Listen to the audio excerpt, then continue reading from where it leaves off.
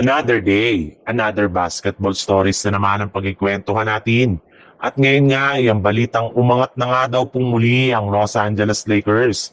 At ang balitang tuloy na nga daw ang trade ng Golden State Warriors. Simula nga nang gumawa ng malaki ang adjustment si Coach JJ Redick sa depensa ng Los Angeles Lakers. Sa second half ng kanilang game ngayong araw ay nagawa na nga nilang ma-shutdown ang mainit na shooting ng Nuggets. Gumanda na rin naman nga ang kanilang shooting dahil bukod kay Luka Doncic ay nag-step up rin naman nga dito ang kanilang mga role players na siyang rason bakit nagawa pa nilang makapag-comeback at manalo pa sa kanilang laban ngayong araw sa score na 115 to 113 sa pangunguna ni Luka Doncic na nagtala ng triple-double na umabot ng 38 points, 13 rebounds at 12 assists.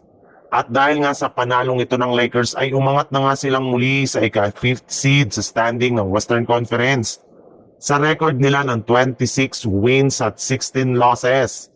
Sila pa rin naman nga ang number 1 team pagdating sa crucial games ngayong season. Kaya kapag naipagpatuloy nga nila ito ay hindi malabo na magsunod-sunod ulit ang kanilang panalo.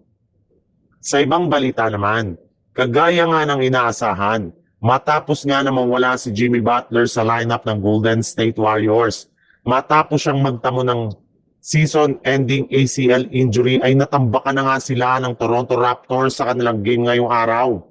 Hindi man lang nga sila dito nakapalag since bukod sa kakulangan nila ng scorer ay hirap rin naman nga sila sa pisikalidad ng Raptors. Na-outplayed nga sila nito sa lahat ng aspeto ng kanilang naging bakbakan. Wala rin naman ngang nagawa ang inaasahan nilang papalit kay Jimmy Butler na si Jonathan Kuminga nang gawing limitado na naman ni Coach Steve Kerr ang kanyang playing time. Kaya mukhang itutuloy na nga talaga ng Golden State Warriors ang pag-trade nila kay Kuminga sa mga susunod na linggo. In fact, plano na nga nila itong gamitin para makuha si DeMar DeRozan mula sa Sacramento Kings.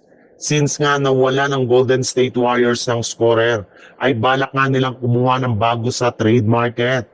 Yes, ipapalit nga nila si DeRozan sa maiiwanang pwesto ni Butler sa Warriors. Eto na lang naman nga ang nag-iisang option ng Golden State Warriors para makapag-compete pa sila sa kampyonato ngayong season. Kung wala ngang tutulong kay Stephen Curry ay sigurado nga na wala silang tsansa na makapasok sa playoffs.